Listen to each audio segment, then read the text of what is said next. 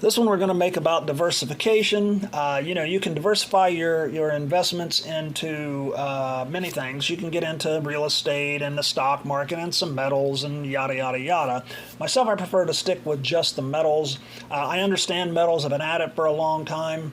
I can take physical possession of the metals, and I can keep them, unlike paper investments.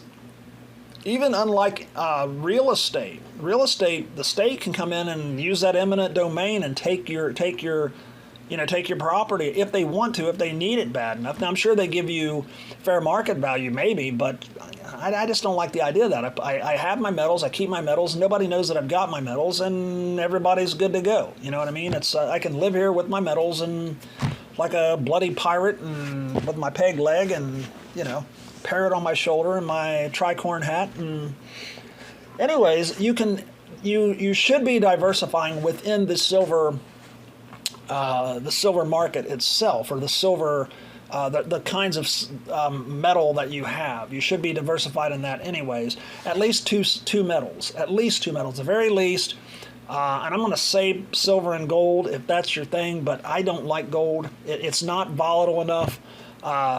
For me, it's silver and platinum because there is some volatility in there. And you can take palladium. Palladium's a good one. It can get pretty volatile. And rhodium, rhodium. That one, when it gets volatile, it is almost hysterically volatile. And I did make a bunch of money I did come out way ahead on that, I should say. I got a crap ton of silver for very little investment because of that rhodium that I bought. And I just bought it on a whim. I think back in 2015 it was under 1,000 an ounce. I just buy it on a whim, and this is right into the video topic here. And that you want to diversify, and this is one of the reasons why. What happened with my rhodium was it was hysterical. So I go in and I've got the receipts. I keep PDFs of all my receipts and when I purchase and when I sell, just in case the tax man cometh. And I like to have a very detailed accounting of what I've done, and so they can see exactly how much money I've made on when I've gone to sell, if it ever becomes an issue. And so I bought under 1,000, and I could dig up the receipt at some point, but I bought under 1,000. We'll just call it 1,000, and it went up to you can check the chart there. It went up to 26,000 there for a stretch. And I call the company up, and I've mentioned this before. I call the company, and I'm like, hey, you guys are buying, I hope, and something like that. And I've got this rhodium I bought off of you, and he went and he checked my original sale, and he come back and he got back on the phone and he said, you're making a little bit of money there. And we both kind of chuckled, and he's telling me that yes, I'm like, you guys are buying, I hope, basically, and he's like, oh yeah, we've got buyers. And I guess what happened was, if I'm understanding it right, is the automotive industry started buying up some of the precious metals, and rhodium was one of the ones they were really going on. I think it's a catalytic converter thing, and I think it was because of regulations this is just what I read. Regulations are coming. Automotive industry's panicking. They're buying up all the rhodium, and boom, it shot the price up. And this is why I say diversify within the metals market. Have your best bet. This is your best bet. Buy all five.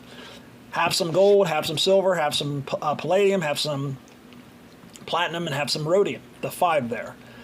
Three of those are rhodium metal groups. The platinum, palladium, and rhodium are all platinum metals groups, but they're all their individual metal.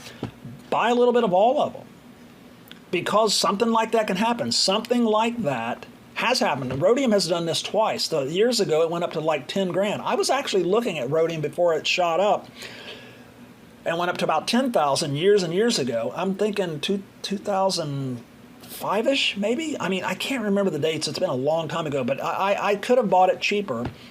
And I was buying platinum at the time, and I thought, man, I don't really know enough about rhodium to get involved with it, and I generally will not invest in anything that I don't understand at that point in time. If I don't know it, I don't want to put any money into it. And so what happened is sometime later, I'm looking at it, and I told the wife after we got married, I'm like, you know what, that rhodium that I was looking at, I should have bought it, because it ended up going up to $10,000, right around $10,000 an ounce. So this isn't the first time. When you saw rhodium go up to 26,000 or whatever it went up to, that's not the first time that's happened where it has spiked up like that. And so you don't count on that kind of thing happening. I would have never invested thinking, oh, it's going to do that again, right? No, I wouldn't have done that. But you can do that with the idea that there is a possibility that there'll be a run on one of the metals. So here's what happens. So say you have $2,500 invested in gold, $2,500 in silver, in rhodium, in platinum, and palladium. You got $2,500 invested in each of those. Let's just call it $2,500. And then one of them does what rhodium did and goes to the moon. So boom, you take that and you go swap it off for one of the ones that didn't go up, right? You trade it out for, say if it went up to 10,000, okay, so you take that, you go, like it did back earlier in the years there, you get 10,000-ish, minus the premiums, obviously, worth of silver. Even with the premiums, you still came out way ahead, right? Now, that may not happen again for any amount of time. So if you look at the rhodium prices, well, when last time I looked at them, they were running about $3,000. So it came down a crap ton, right? It went up to $10,000 before, and then it came down below 1,000 because I bought mine at 1,000 after it spiked up to 10,000, and was buying it at 1,000 an ounce. I mean, and so it can come back down. So if you diversify, you actually increase the chances that there'll be a run on one of those metals for whatever reason. I got a train coming through here. I hate this. I'm 50 feet from that damn track, and this guy makes a game out of blowing his horn right here. Let's see if he does it. There's two different engineers that run by here, and there's two of them, and the one blows his horn right here every time, and the other one doesn't. So if you are invested in all 5 of the metals, that's 5 more chances or 4 more chances you have of something spiking up. Gold could spike, silver could spike, platinum could spike, palladium could spike, right? They could, but the more of them that you own, the more of your chances of that happening.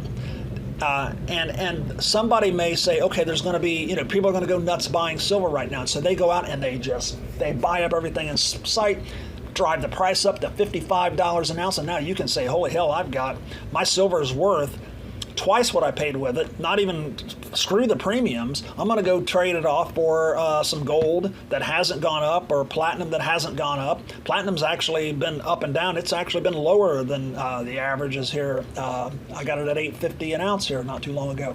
So you can say, okay, I'm going to take my silver that's worth more than twice what I paid for it.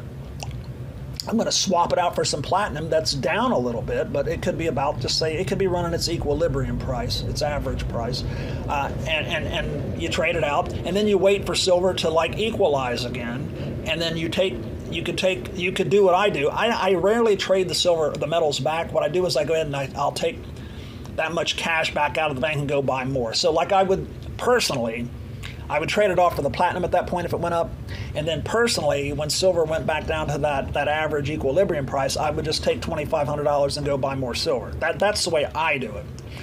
They don't generally get shifted off a lot unless something really crazy happens. But anyways, that's why you diversify. The rhodium incident alone should show you the possibilities, and so the possibilities should show you why you should diversify. The other thing is, as each metal goes up over time, there's chances that one of them will hold out better against inflation than another, or one of them will actually destroy inflation better than another. And if you're invested across the board, then you have a better chance of, it's just like when you go into the stock market, you're not going to invest in one company. You're not going to put it all into Microsoft or you know what I mean? You're going to diversify and get a number of good companies so that you have the best chance of coming out ahead. And that's what this game is all about, coming out ahead. Anyways, I'm going to cut this one even shorter because I think that I've made the point. I think that if anybody that's been in this game long enough, you probably understand what my point is. Anybody that hasn't, I hope that I got everything across to you well enough.